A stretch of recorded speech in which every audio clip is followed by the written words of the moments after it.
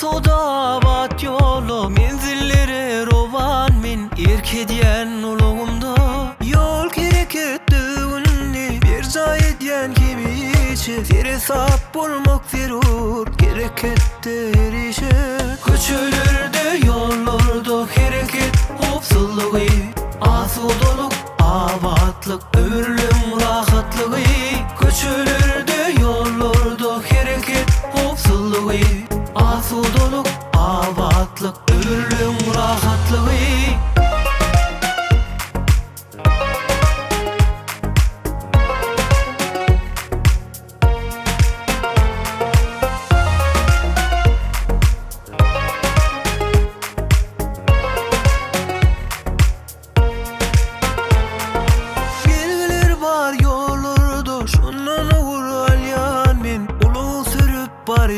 Arkam bilgen adar salyan mi yol harekettiğini üslü bir cay etmeli yolu şu abadını hayal sürüp yetmeli köçülürde yollarda hareket hopsuzluğu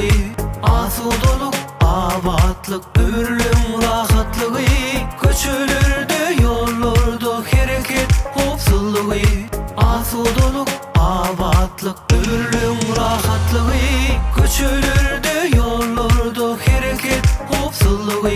asudoluk abatlık